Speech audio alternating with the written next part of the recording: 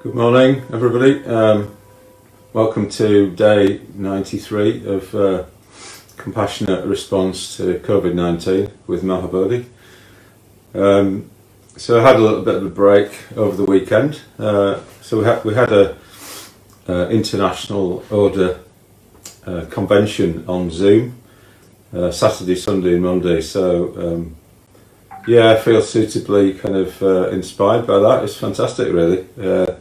Getting kind of meditations led from the Badger caves in India, and seeing the retreat centre at Badger and the garden there, and having almost 600 order members on Zoom at certain times. And so yesterday was a really great day as well, on focusing on Amoga Siddhi and Virya, action,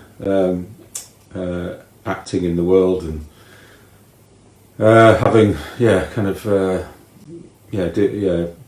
blah blah blah, doing lots of activities anyway.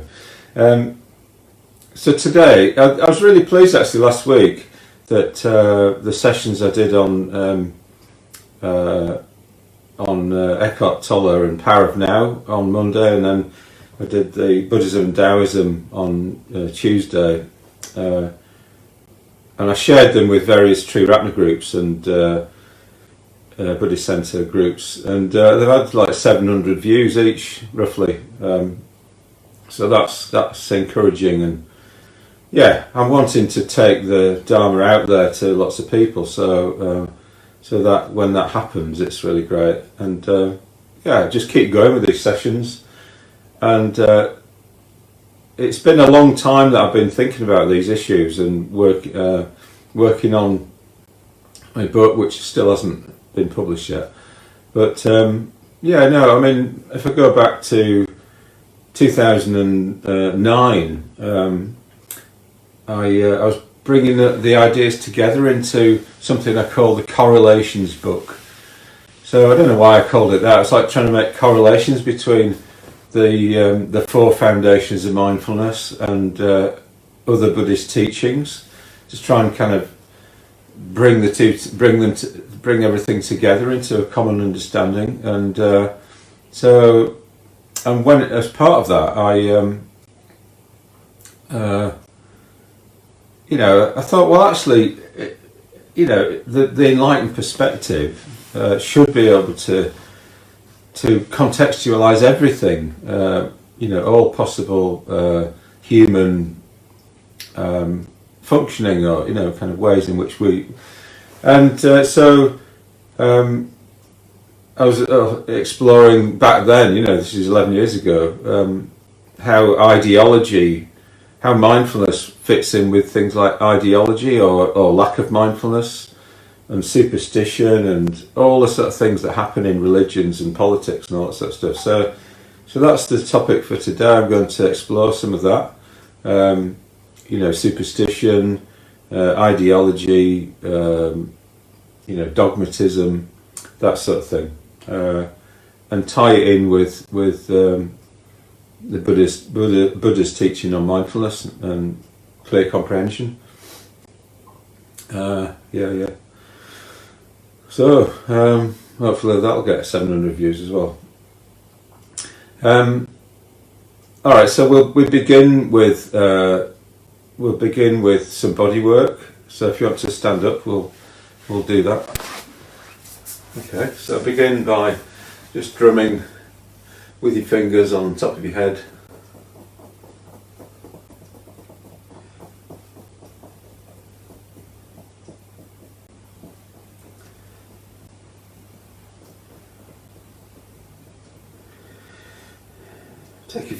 Take a few deeper breaths.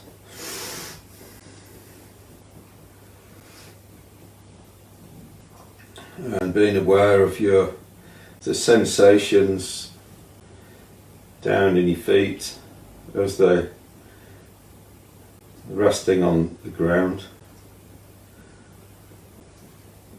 Listening to the sound of the drumming of your fingers. So we're trying to get into our physical experience and away from our mental experience or or as well as our mental experience.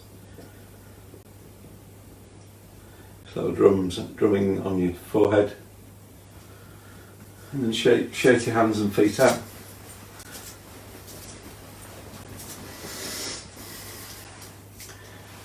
And then just put your forehead in your palms of your hands.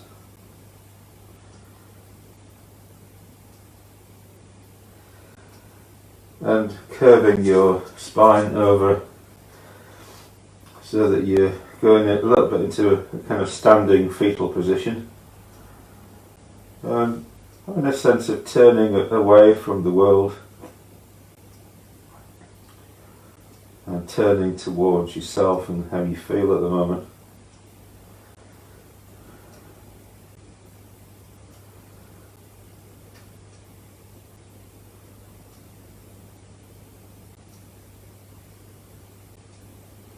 Maybe have your knees slightly bent.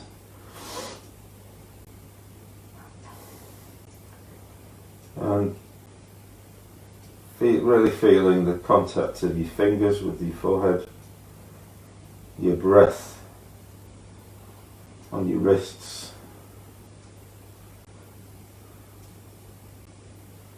And just allow yourself to slow down.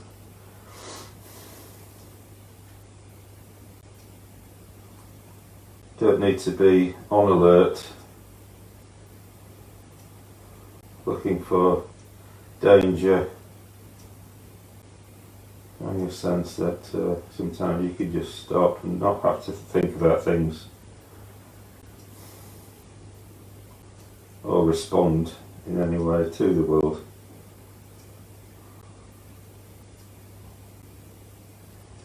When we do this sort of thing, sometimes we just need to give it enough time. So being patient with yourself.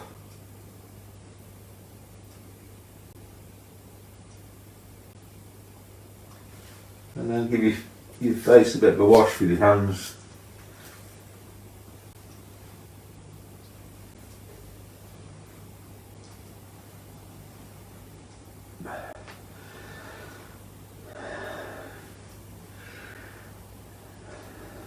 Open your chest up a little bit.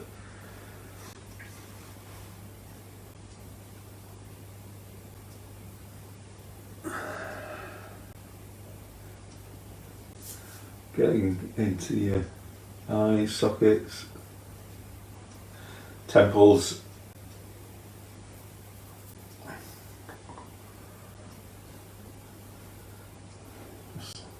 Just a little kind of dips in your face, little grooves.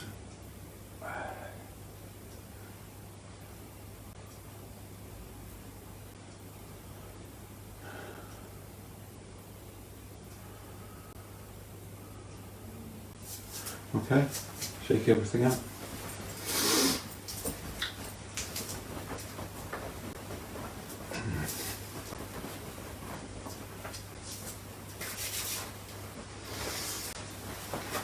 Let's do a bit of shaking. So put your hands facing outwards like that and then just bouncing up and down.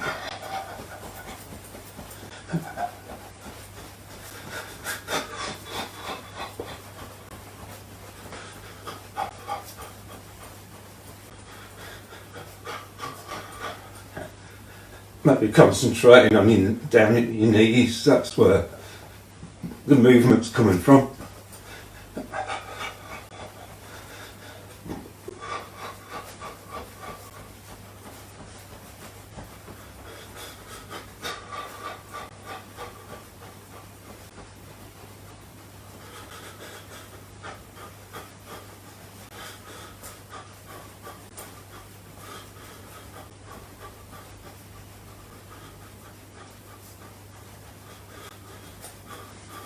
Make it a bit deliberate.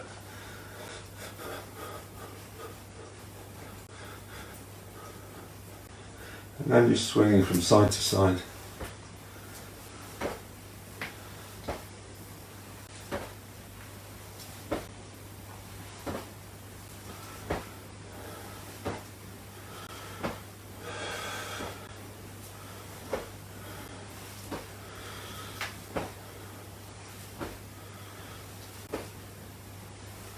nice and slow.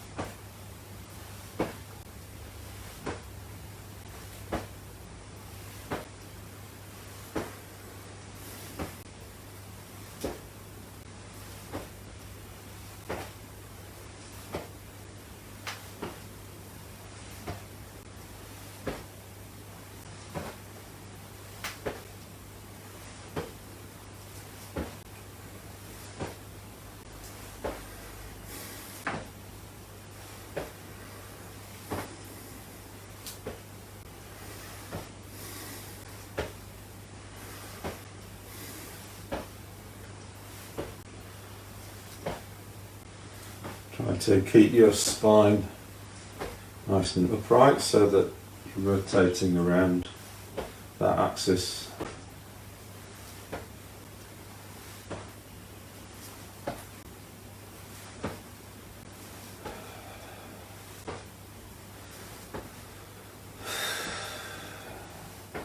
Take some deeper breaths.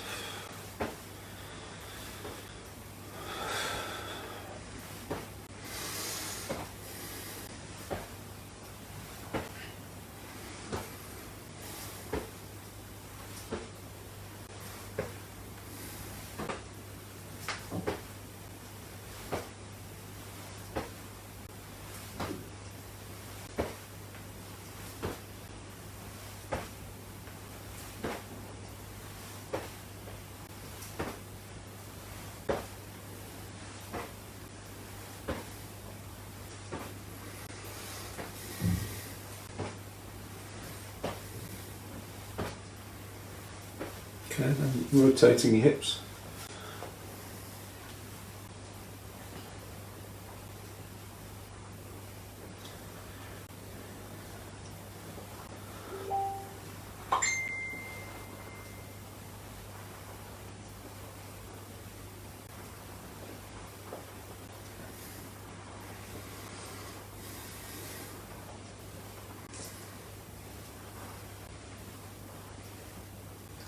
So to the four corners, the front, the side, the back, mind and body together in the same place, and one is not ahead of the other.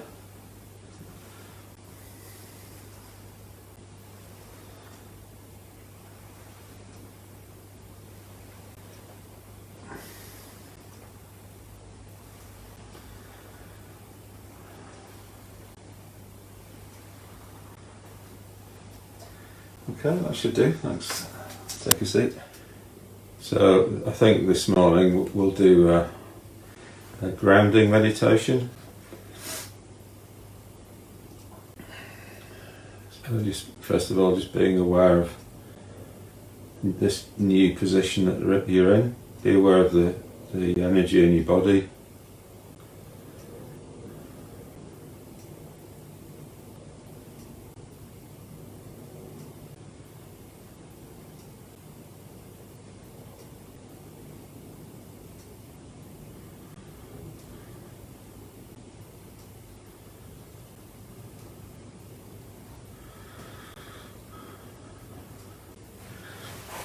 And you're sitting in a way that you're going to be comfortable.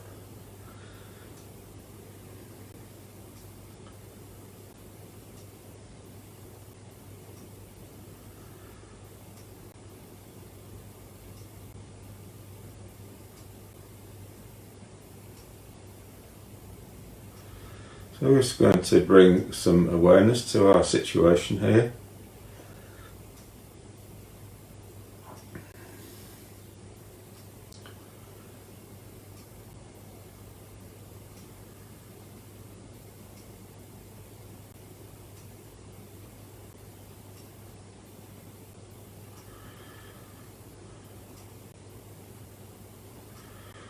So what is that situation? Well, it's that we're a human being and we exist in time and space. So bringing that to consciousness, the fact that we exist in time, so having a sense of all the time that's passed in your life, all the moments that you've experienced.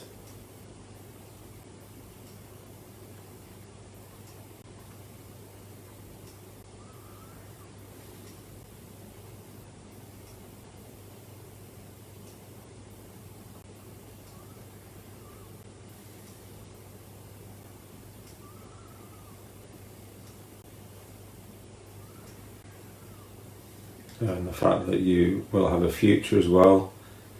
So just imagining all the moments of experience you're going to have in the future.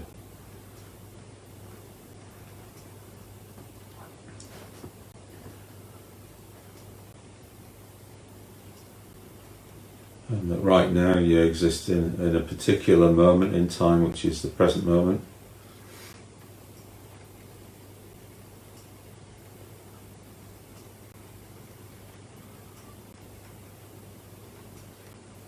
So just allowing yourself to arrive into the present moment.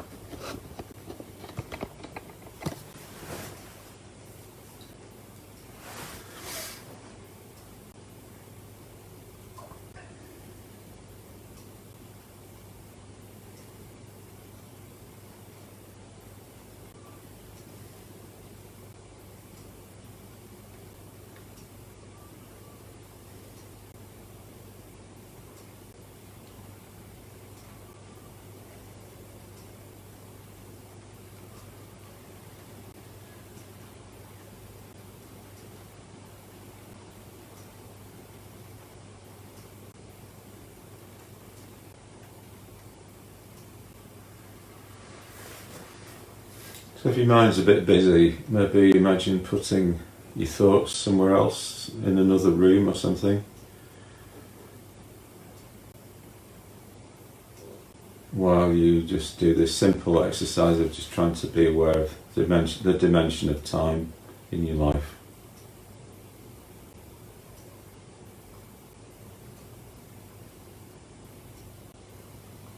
Just letting go of that commentary that's going on most of the time.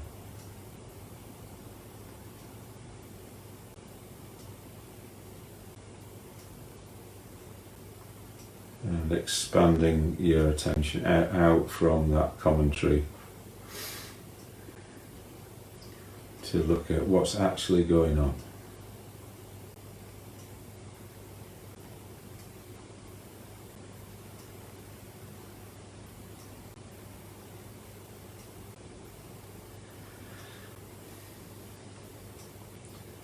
And also being aware of the dimension of space,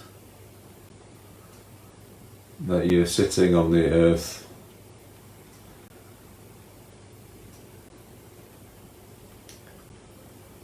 which is a huge ball of matter flying through space.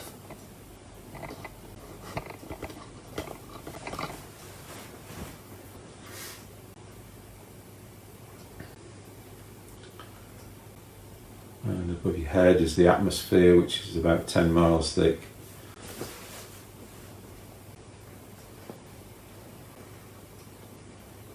And beyond that is this vast empty space.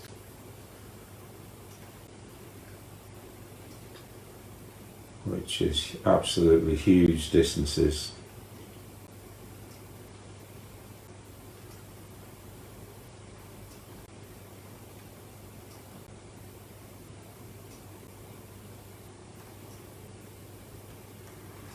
So it takes light about a second and a half, I think, to reach the moon, 8 minutes to reach the sun, and 25 years to reach the nearest star, 15 billion years to reach the edge of the galaxy, the universe. So just allowing that thought to put our little concerns into perspective.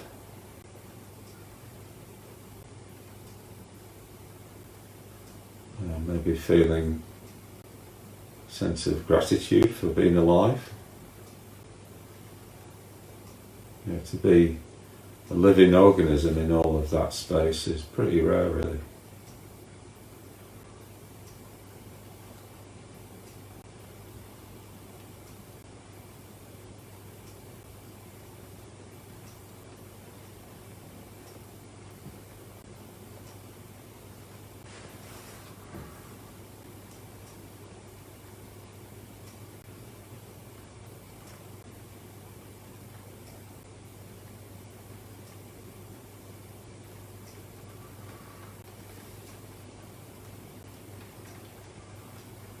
And then being aware of what's on the earth, so all the mountain ranges and seas and oceans,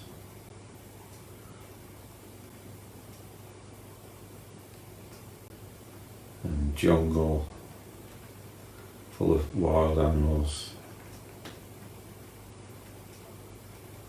deserts,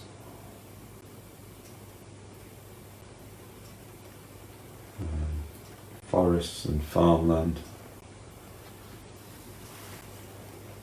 ice caps.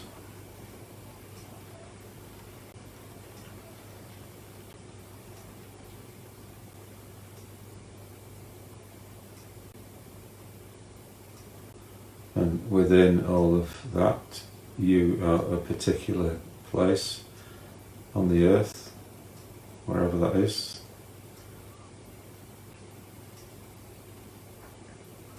So just giving yourself the time, enough time to just arrive into the place where you are on the earth. Again, just put your thoughts somewhere else. While we're just doing this simple exercise of being aware of space, where we are in space.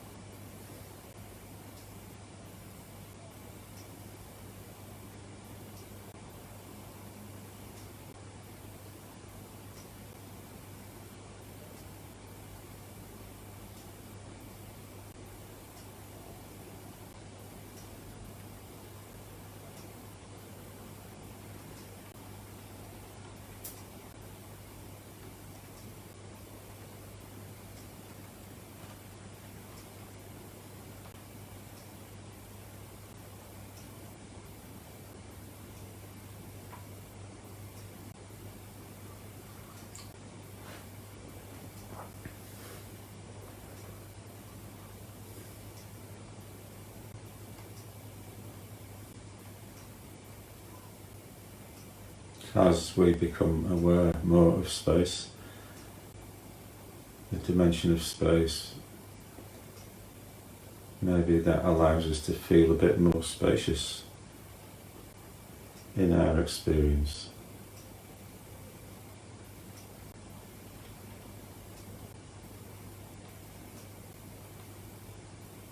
As the Buddha says, what we dwell on, we become.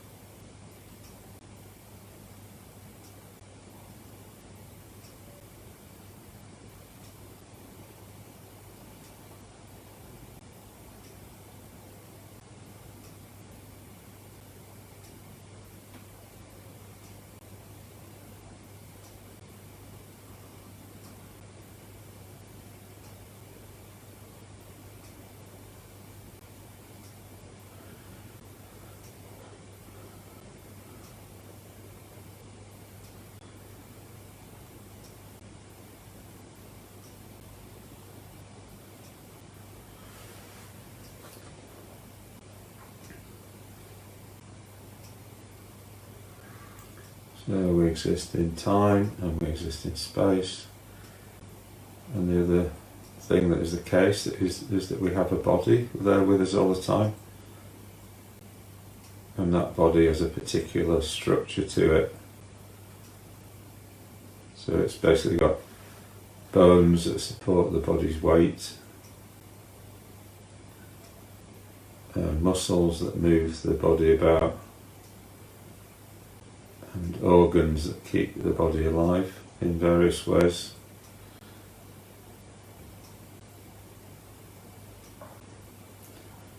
So tuning into the reality of your body, your particular body sitting here, and try to see where the bones are and where the muscles are, and where the organs are.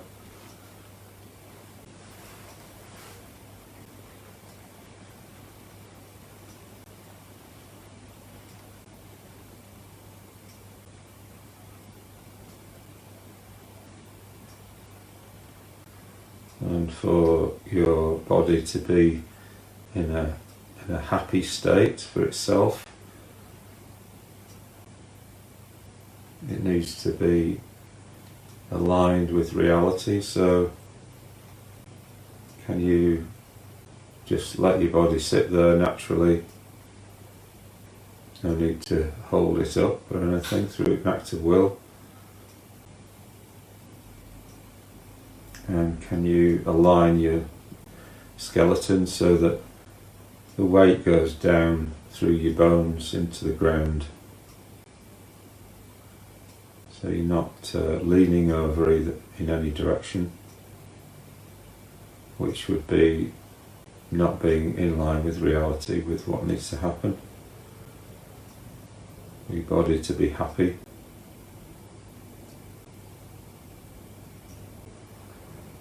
So all you need to do with your mind is to focus on balancing your body so that the weight goes down as directly as possible into the ground, through your spine, through your skeleton.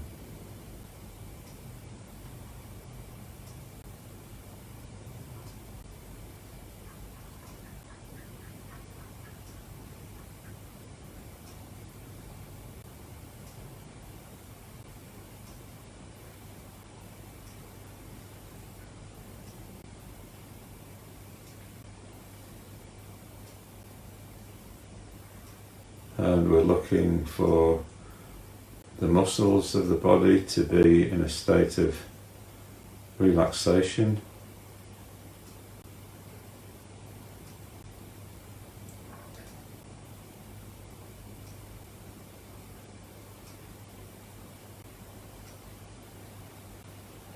Thinking in terms of length, it's difficult for a long muscle to be a tense muscle.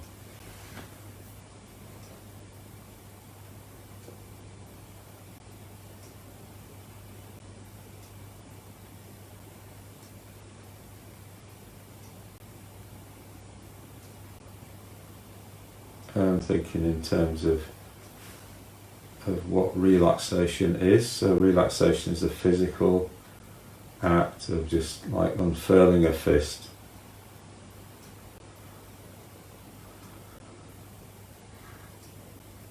So if the bones of the body are aligned,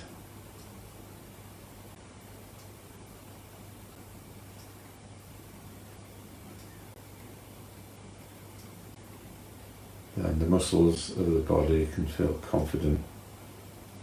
They'll be supported and they don't need to hold on.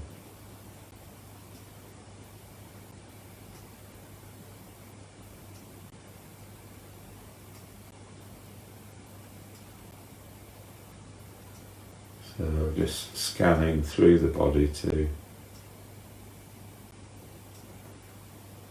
pick up any areas of tension.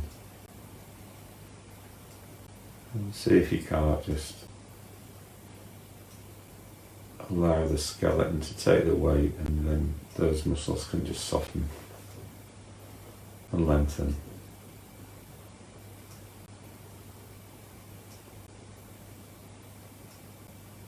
And if your mind is coming in and wanting to keep control of everything, maybe just inviting it to go into the next room or something, while you just do this simple exercise of being aware of your physical experience.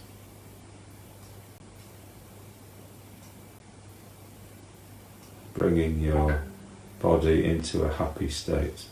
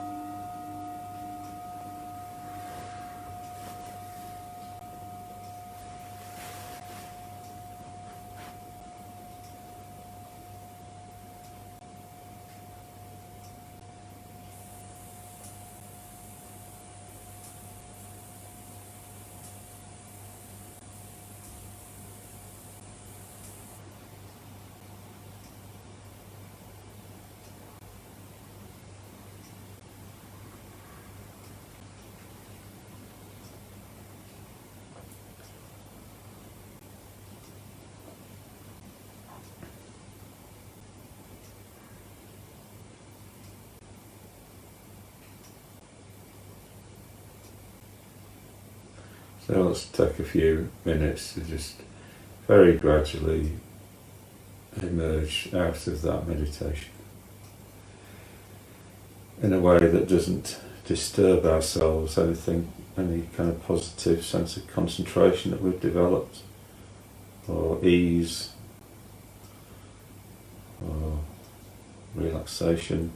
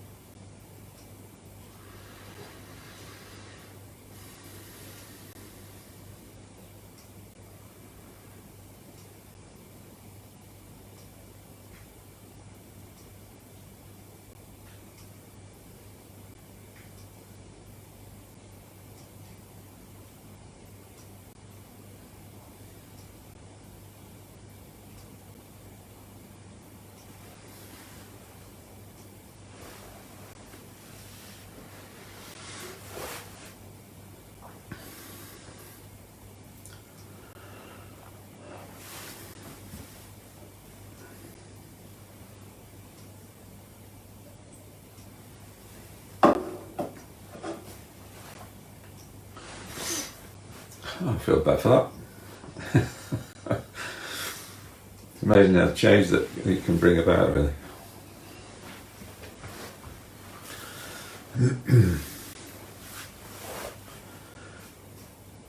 Okay, so sitting comfortably. So today's topic, as I said earlier, is the title is the Buddha mindfulness and politics, and and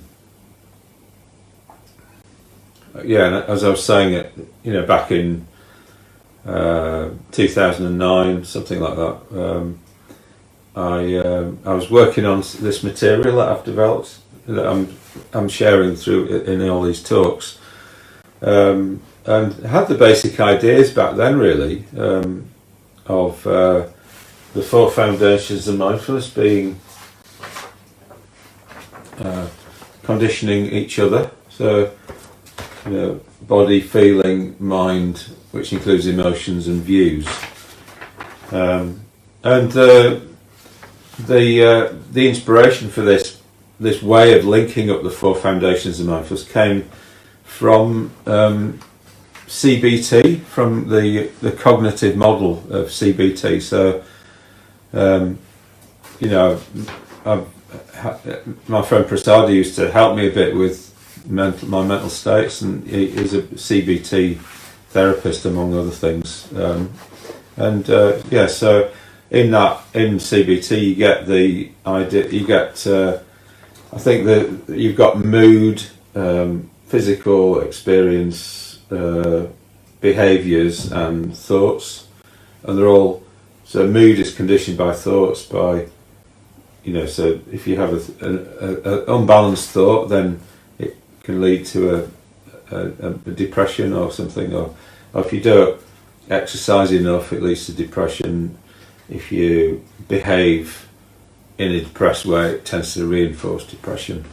So you can work with a mood through looking at the other conditions. So, but I expanded it out to a bigger context, really. So in 2008, I went to a conference in Rome, which was a international behaviour psychotherapy conference, and in that there was quite a lot of mindfulness going on there. John Kabat-Zinn was there, and I did a poster presentation on the work I developed. Not that a lot of people saw it, really. You just stand there and talk about your work to people that are passing for a couple of hours. But yeah, I suppose I put a stake in the ground, said, these are my ideas, and it was published in an Italian psychotherapy journal. Anyway, so this idea that the four foundations of mindfulness condition each other has been central to me thinking. And it does explain a lot, it does explain a lot. So, we're going to get on to politics later on, but I just thought I'd start off with talking about mindfulness. So, these days, mindfulness is often, what people understand by mindfulness is being aware in the present moment, on purpose, non-judgmentally. The vast majority of mindfulness teachers will use this sort of definition, and so there's a lot of focus on just coming into the present moment. So that's what we did earlier in the meditation, wasn't it? We came into the present moment. We're aware of this is where we are. This is the place we're in, and here we have a body, and try to put our thoughts to one side, somewhere else, while we do this particular thing. So in mindfulness teaching generally these days, there's an emphasis. What's often happening is you've got our thoughts up here, and then you've got bodily sensations down here, and what we're often doing is we're often just up here all the time, and we're not really paying attention to our actual experience. So what secular mindfulness people are often doing is they're trying to get people to go from here to here, come down into your body, experience what you're experiencing, your sensations in your body, and what this does is it grounds us. It grounds us in actual tangible experience rather than in ideas. So it's so easy to have ideas, but actually, if we just got ideas and we're ignoring our body, then our body just builds up tension, and we don't look after it very well. We kind of drag it around behind us, and then we just get into a state of stress because it's nagging at us for attention. Give me some attention, and we're just ignoring it, and then we end up with heart attacks and all sorts. So it's like this. These four foundations are the bigger picture in terms of, like, in a way, they're everything. They're all the conditions that we need to pay attention to in order to develop happiness to the extent that we can in all areas. So I think when people do secular mindfulness courses, they learn how to make their body a happier place, and they learn how to cope with feeling, and to not to accept things that they can't change. So that's just a really helpful idea. But actually, in the Buddhist tradition, there's more than just sati. There's more than just mindfulness as a practice. So in a way, mind here, which is chitta, is it's got three aspects to it. It's emotional, it's cognitive, it involves thinking, and it's also attentional. So it's like, in a way, it's all the ways in which the psyche moves. This is activity, really. So the ways in which the psyche moves, it can think, it can emote, and it can pay attention. And then views over here is, in a way, that's the static side of the mind. It's like, well, what's actually held in the mind? What opinion is held in the mind? What's our map of the world that we're running our life on? So both these things, what we're doing with our mind, mental states and emotional states, is important, has a consequence for happiness, and what the views we hold, the map we have, has a consequence for happiness. So in mindfulness, in Buddhism, you've got two aspects. You've got sati, which is as I said, it's the being aware aspect of things, on purpose, non-judgmentally and all that, in the present moment. And then you've got sampajanya, which is clear comprehension. So you can see the sati is associated here in this diagram with chitta or mind, and sampajanya is associated with views. And in Theravada Buddhism, you have four kind of levels of sampajanya. So you've got clear comprehension of purpose. So in a way, it's like we're aware why we're doing something, what we're doing and why we're doing it. So that's something that's really important, we can forget about why we're doing it, why am I doing this? It's really important to, if we know why we're doing something, then we're going to be much more clear and committed about it. But also you've got other levels. You've got clear comprehension of domain, and you could see that as like knowing which area you're being mindful of. Are you being mindful of your thoughts, or are you being mindful of your body, or your feelings and stuff? and being clear, not mixing everything up, you know, not thinking that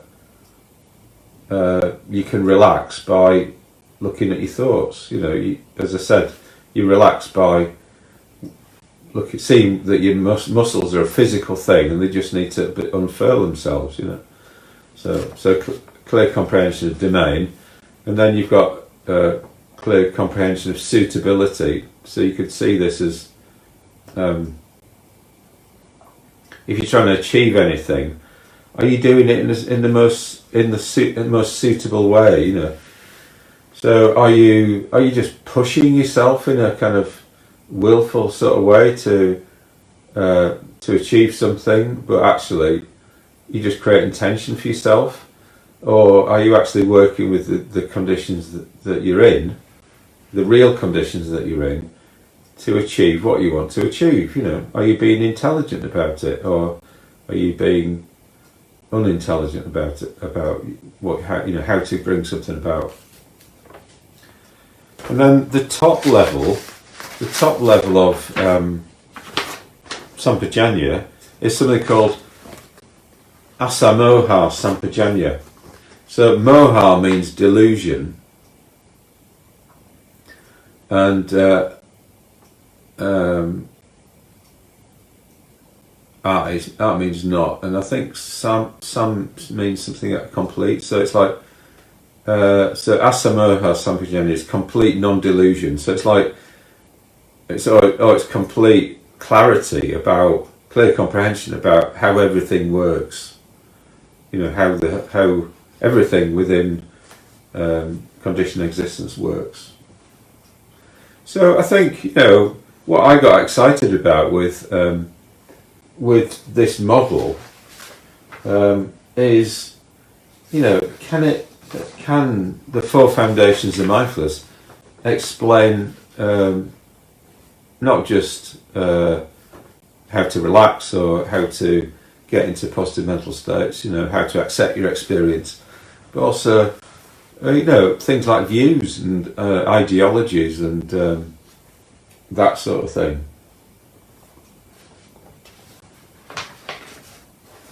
And in a way, yeah, politics, you know, politics.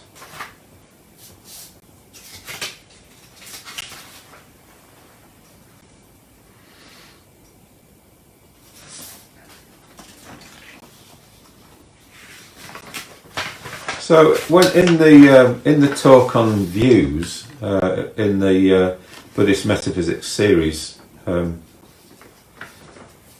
taught, you know, Sagramati talks about views, you know, a view as a deeply ingrained attitude.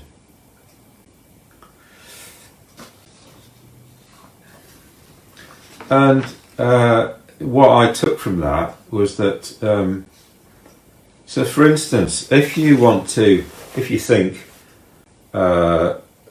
smoking's a bad, if you smoke and if you think smoking's a bad idea, and you like to give up, then you could say that your view is smoking's a bad idea, you know. But it's like a view is what's going on for the whole of the person, you know. So if we don't give up smoking, even though we think that it's a bad idea, it means that our view it's not true that our view is that we think smoking's a bad idea, because we're not giving it up, you know. And probably on a deeper level, more subconscious level, there's fears about what will happen if we give up smoking, if we give up any prop, you know, that we have that's kind of supporting us to keep going in a way, you know. So our views come about, the deeply ingrained attitudes here, and they come about not just because of our conscious, the conscious side of our mind, which are our opinions, you know, I should give it, smoking is a bad idea, but also our unconscious aspect of our mind, which is our fears and desires, you know. So if we really are afraid of how it might feel to not have a cigarette, you know, to not smoke, because we might experience ourselves all sorts of things going on that the smoking is managing to suppress, you know, then we ain't gonna give up smoking, you know. So this is a good illustration of how the unconscious is involved in creating our views, and also our emotions are involved in creating our views. So here,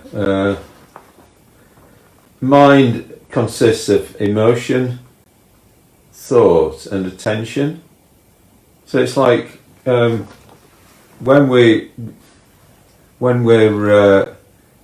the way that our views come about, they come about through logic. You know, we think about things, and does this make sense? And if it makes sense, then that probably adds to our views. But our views also come about because of what we want, you know, our emotions. So mind and views condition each other.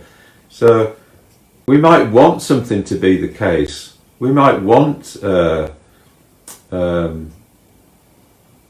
you know, the world to be a peaceful place, and for to be no suffering in it, and so we might think, like, you might have a kind of say for instance, like a liberal view is that, you know, it's like Live Aid, you know, we want everybody to be to not starve and to be well and all that sort of thing. So we then kind of construct a view which is like a bit utopian or something, and then maybe we try and kind of impose that on everybody, or we really want it to be the case, you know. I mean, obviously, you know, it's a Buddhist ideal that, you know, nobody suffers and stuff. But I suppose, like, maybe, like always, within views, it's got to be pragmatic, you know, because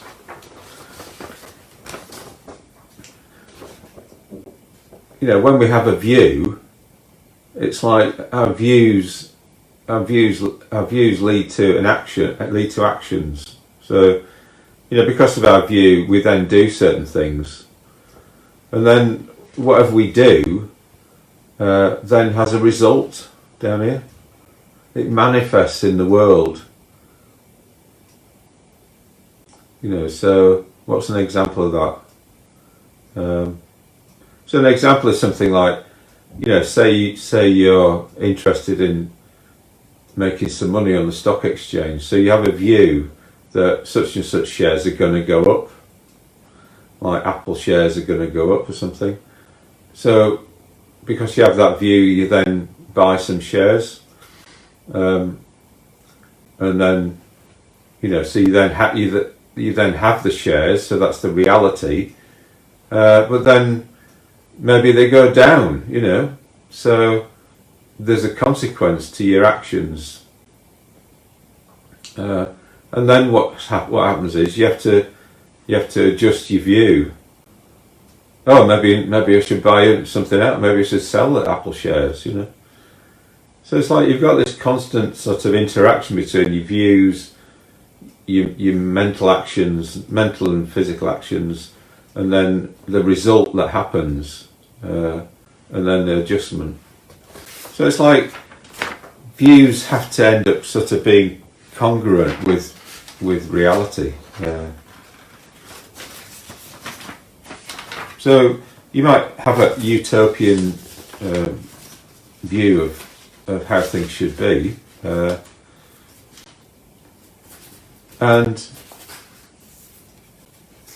you have to, you know, it has to be actually workable.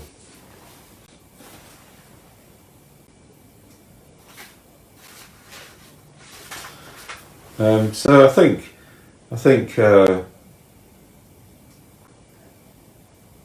what can happen, say, like with I mean, my generation, basically, I'm 65, and so I was a teenager in the 60s, and so a lot of my generation are all from the 60s and 70s. Had all this idealism and things, and in a way, people still hold that.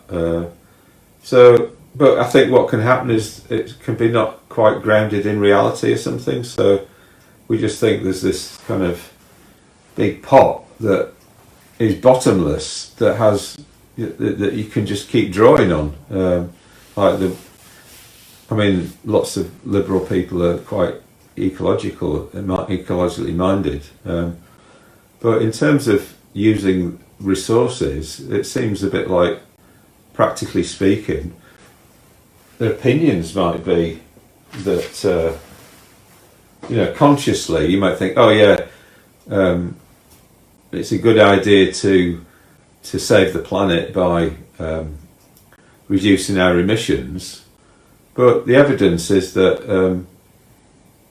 the biggest factor is your consumption, and liberal people, middle class people, tend to consume a lot compared to say working class people. So it's almost like there's this disparity between the conscious side of things and the unconscious side of things.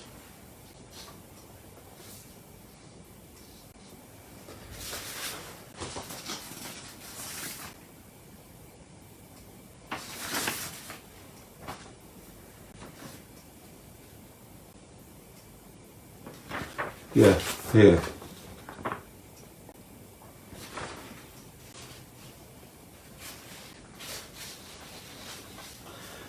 All right, so let's get on to politics a little bit.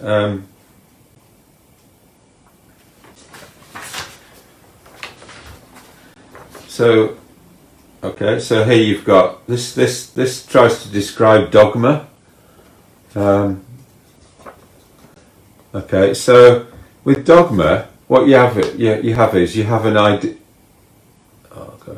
You have an ideology, right? So an ideology arises in a way.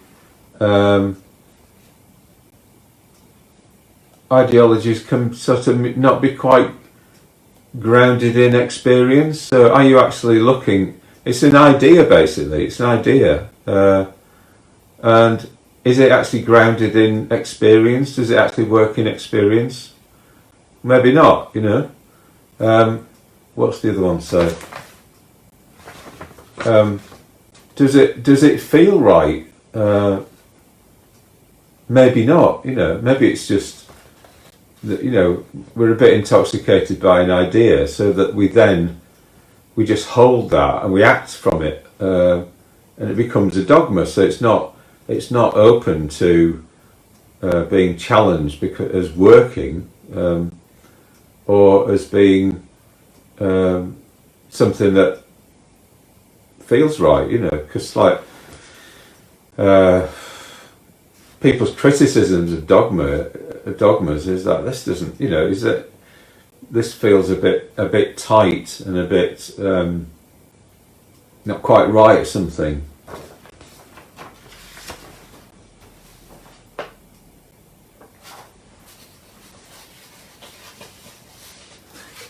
I think in the end it's a bit like, if we kind of ignore some of these faculties, that's when we get into trouble. So it might be that we just ignore how something feels, that's a problem. We might just ignore the fact that it doesn't work in reality, So for instance, Jordan Peterson talks about totalitarian regimes in the 20th century, like Stalin, the sort of communism under Stalin and all that. it's not open to whether it works or not. It doesn't work. Millions of people died, in the Gulag, through ideology. So it's like you're not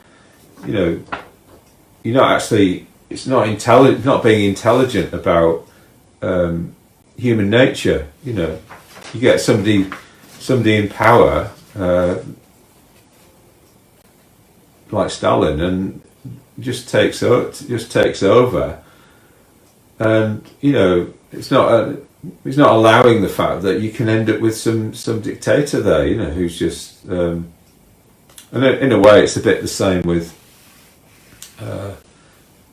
political correctness, and you can end up with people just coming from an ideology, and they're just dictating to everybody, this is how it should be, even though, and not being aware of the consequences. Actually, it doesn't actually work. How do you actually manage to create a world whereby this is what Jordan Peterson says, you're allowing for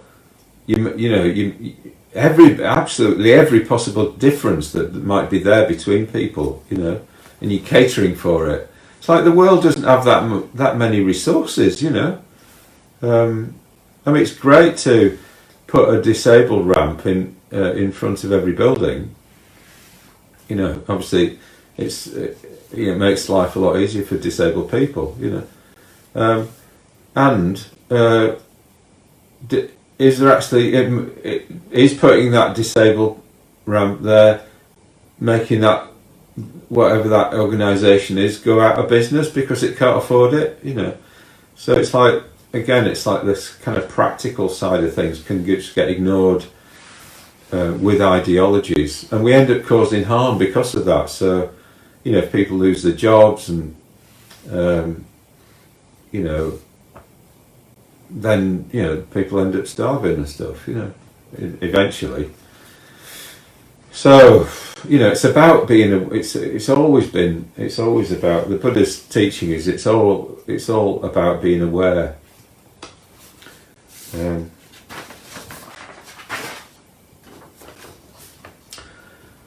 Superstition, okay.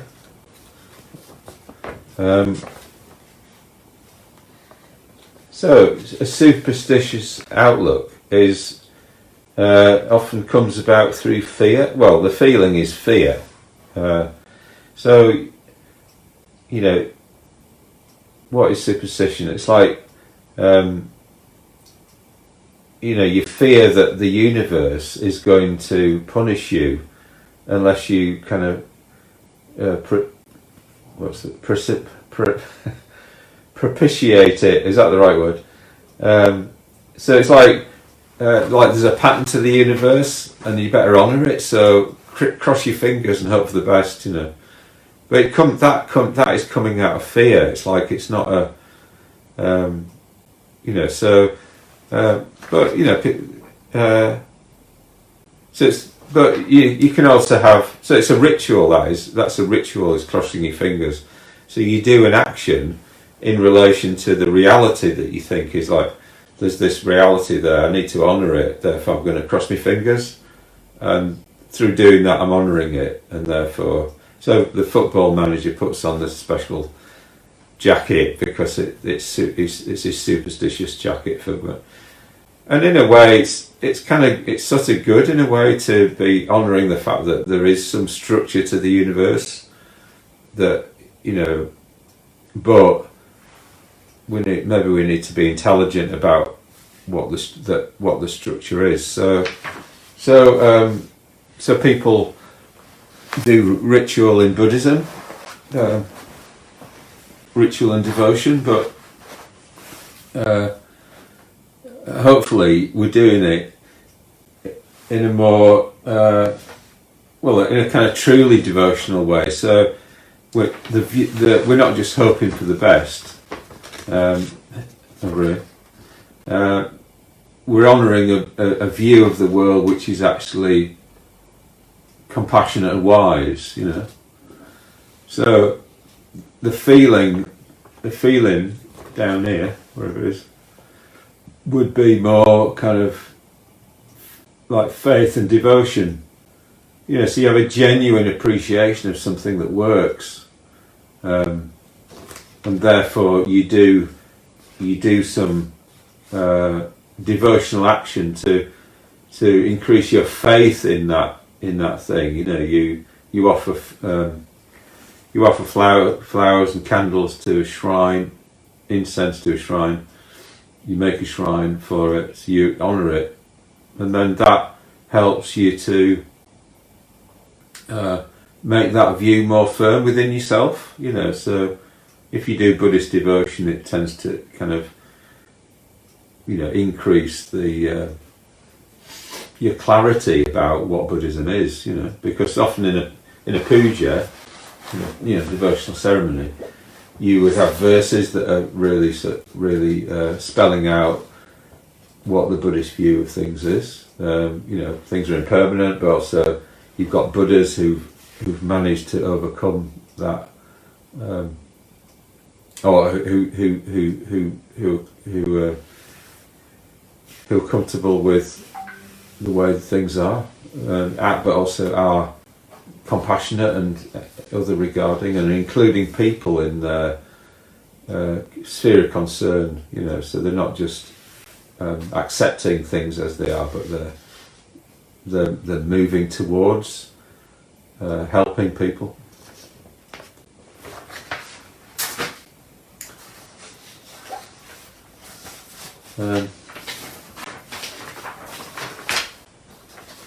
One thing I've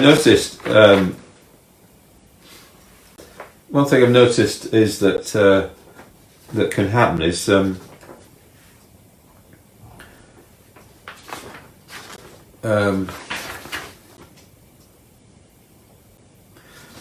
when people are kind of debating and arguing, they can end up doing something called ad hominem arguments. So ad hominem just means to the man or to the person.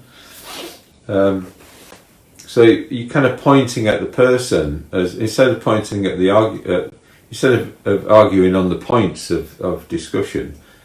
What you're doing is you're saying, well, you would say that because this is the sort of person that you are. So it's like you're trying to undermine the argument by saying, by pointing to the character of the person, or what maybe you're sort of trying to undermine the person as a way of undermining the argument. So I think when people are doing that, they're doing this sort of thing. They're saying, well, you have this view here, but you just want that to be the case. You just want it to be the case. So it's like your emotion is strongly conditioning your views. So it's just another example of how all these different areas condition each other. So yeah, our emotions do condition our views, but it doesn't necessarily mean that that's the case with anybody. And so you have to argue on the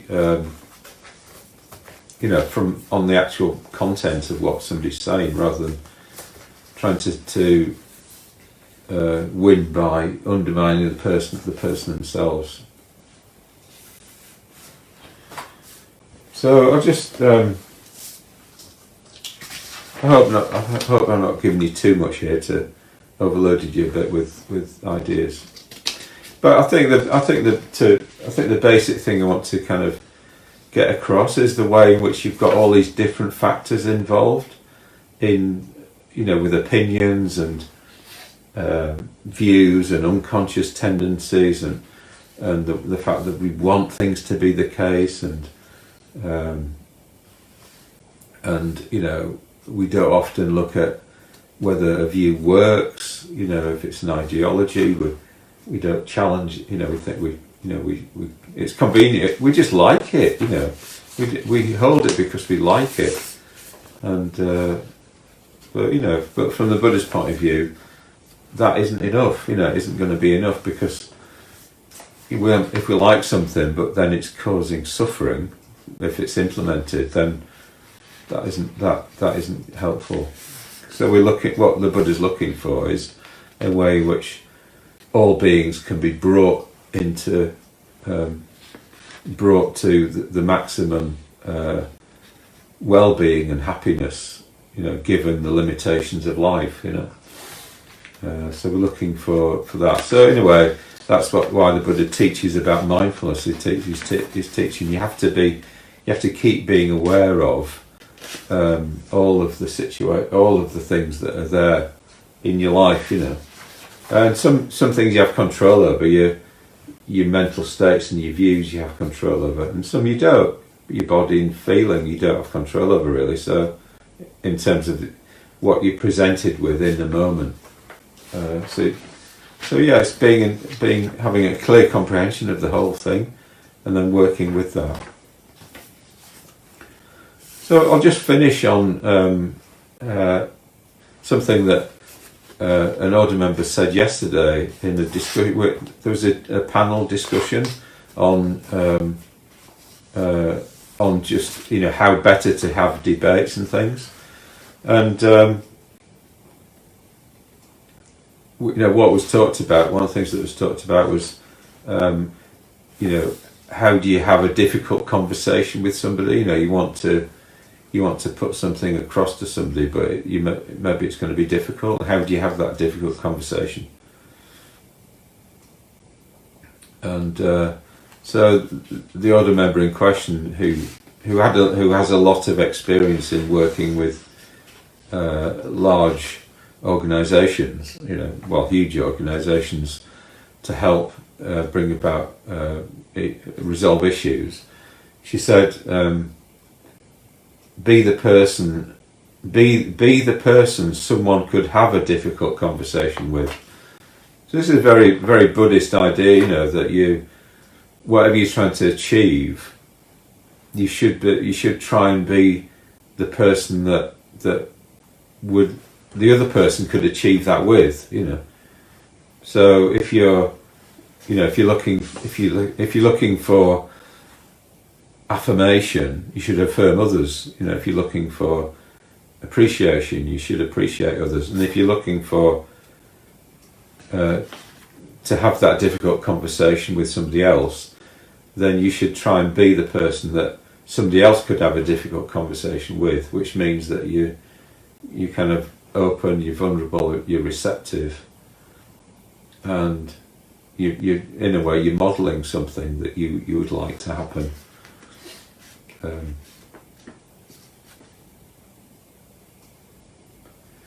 So yeah, I'm going to finish there, I think. Yeah. Okay, that's it for today, and I think I'm going to carry on this week with other kind of topics in and around views. How we can explore views a bit more this week. Great, thank you. Bye bye.